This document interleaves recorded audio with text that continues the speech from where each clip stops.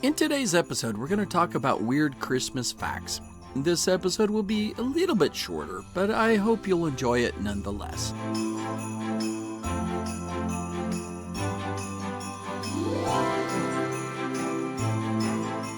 Hi, and welcome to another episode of Me, Myself, and I History. This is where weird history and strange happenings in the universe are always on the menu. My name is Seraphim. Today, I will do something just a little bit different. Instead of giving you a 10 to 20 minute story, I'm just going to cruise through some fun facts and weird things about Christmas just for a few minutes of quick fun. Warning to parents of small children. Please do not listen to this podcast with small ears present. There are secrets of a certain resident of the far north that will be revealed. We wouldn't want to ruin the Christmas morning surprise. For this reason, I labeled this one on YouTube as not made for kids. But without further ado, let's begin. It's pretty common to put some mistletoe up and hope to get a Christmas kiss from someone, or for the kids to deliberately walk around it to avoid one. It's a very old tradition, and sometimes it makes a good plot device for a B-rate movie or a bad book. But did you know that mistletoe in Old Anglo-Saxon means dung on a stick? It comes from the observation of the fact that mistletoe seeds are spread through bird dung and often land on the branch of a tree. The popular comfort food chain Denny's is traditionally a 24-hour establishment. I mean, how many of us have eaten there getting breakfast just past midnight after a concert or a party? I certainly have. In 1988, the corporate office decided that all Denny's would be closed on Christmas Day that year. Per franchise policy at the time, there were no locks allowed on the front doors of any store. The corporate office came through just in the nick of time and remedied the situation in order to allow the stores to be closed and secured for the holiday. In 2017, it was estimated that $983 million was spent on Christmas gifts in the U.S. A previous study found that nearly 75% of Americans hated their gifts. I mean, we really are an ungrateful lot at times, aren't we? That means that about $737 million was wasted that year. When I was a kid, holiday-themed sweaters were something that appeared in my gifts every couple years. Sometimes I genuinely liked them, but they couldn't be worn after the holidays ended. I always thought that was wasteful because as fast as kids grow, I knew I was unlikely to fit into them the next year. I thought of it as something that old people liked. Us kids wanted the latest toy or video game console. I'm thinking of the original Atari here, by the way, in case you're wondering which one.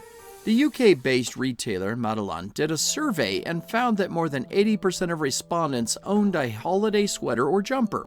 As it turns up, the demographic most likely to buy a holiday-themed sweater is the age 25 to 34 group.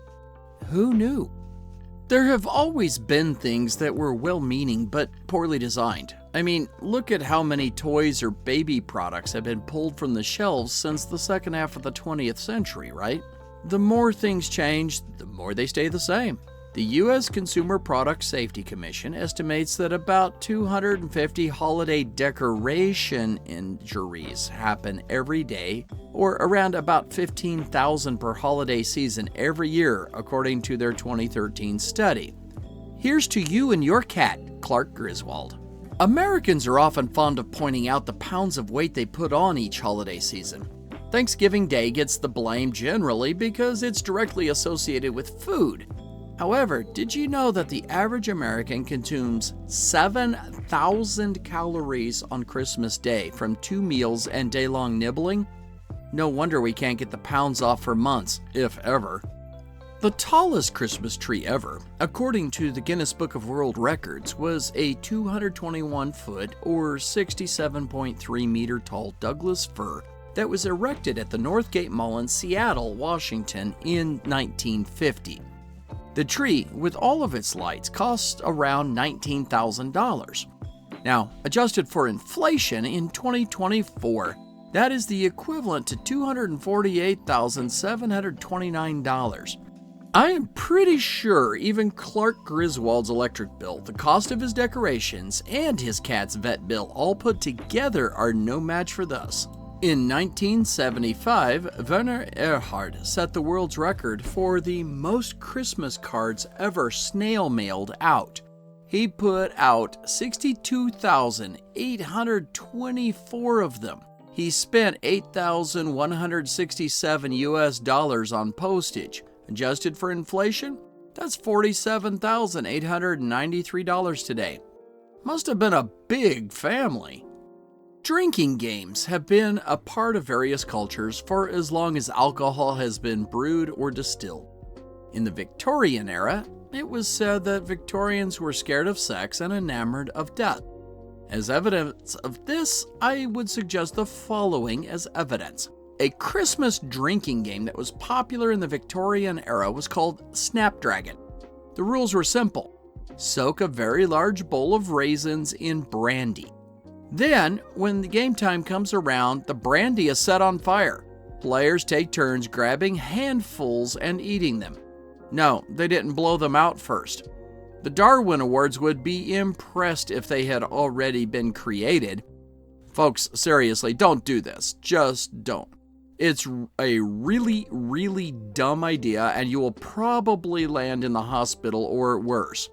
Still, the Victorians apparently enjoyed this game. They were probably too drunk to notice the pain until the next day, assuming they survived the night. There are certain types of letters that cannot be delivered and cannot be returned to sender. What happens to these letters? I mean, they get thrown away. What else can you do, right? Unfortunately, letters to Santa used to fall into this category. There's obviously no one to deliver them to. Well, starting in 1912, U.S. Postmaster General Frank Hitchcock authorized mail that was addressed to Santa Claus to be opened by local postal workers and responded to.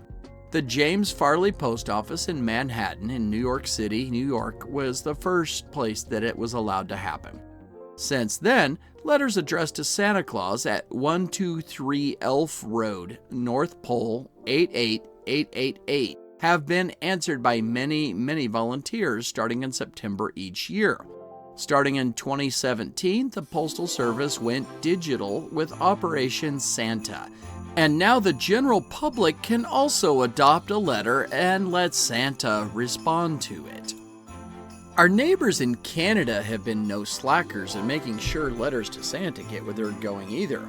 In 1982, Canada Post assigned the jolly old elf himself the postal code of HOHOHO. In other words, ho ho ho. And now he gets more than 1 million letters a year. Here's a Christmas fact that will blow your mind. More than half of the popular Christmas tunes composed in the 20th century were composed by Jewish folks. White Christmas, Let It Snow, Santa Baby, I'll Be Home for Christmas, Chestnuts Roasting on an Open Fire, Silver Bells, and Rudolph the Red-Nosed Reindeer were all composed by Jewish composers. Finally, many of you know that the North American Aerospace Defense Command, or NORAD for short, has had a Santa tracker since like forever, right? But do you know where it got started? It comes in two parts. First, in 1948, the newly created U.S. Air Force issued a one-time communique that their Far North radar station had detected a sleigh-sized object powered by 8 reindeer that was flying at 14,000 feet, or 4,300 meters, on a bearing of 180 degrees, or straight south. It was a joke and was not repeated. The second part goes like this. The predecessor to NORAD, the Continental Air Defense Command Operations Center, or CONAD for short, had a telephone number that went to the commander on duty. Only the White House or the Pentagon ever called that number. It was not advertised in any phone directory. On Christmas Eve, 1955, Colonel Harry Shoup of the United States Air Force was on duty. That phone rang. It was the beginning of the Cold War, and the Soviet Union had developed nuclear weapons just 6 years earlier. The Western intelligence community believed the Soviets would attack on a major holiday to catch the military majorly unprepared. Colonel Shoup answered that phone. It must have been a scary moment. Colonel Shoup picked up the red phone and identified himself as protocol required. He didn't hear the voice of President Eisenhower, the Secretary of Defense Charles Wilson, nor even the Secretary of the Air Force Donald A. Quarles. It was the voice of a little girl. At first, Shoup thought it was a joke by one of his subordinates. The girl asked, "Are you really Santa Claus?" Shoup decided to play along. "Yes, I am. Have you been a good little girl?" He recalled later that she had a long list of things she wanted, but even in 2009, when he was recalling the event for a reporter, he got thrills from it. Shoup quickly ordered the public relations arm of the unit to let the public know that Conrad was tracking Santa's sleigh. He then told anyone that answered the phone to affirm that Conrad was in fact tracking Santa. How did this happen? A local department store had placed an ad in the paper to call Santa's hotline directly, but there was a typo in the ad, which gave the local number for the Conrad Operations Center. Since then, Conrad, and later NORAD, has assigned a colonel and NORAD volunteers to track Santa for curious kids who call in from around the world. Ain't it wonderful how a mistake in a small-town newspaper in Colorado Springs can become a major tradition? If you enjoyed this episode, please hit those like and subscribe buttons and hit that notification bell to be updated on the latest offerings on my channel. Share with your friends and family who love weird history. And that, my friends, is the short little Christmas video. Whether you say Merry Christmas, Happy Holidays, or Blessed Nativity, I hope yours is bright and merry. Until next time, my friends, this is Seraphim with Me, Myself, and I History signing off.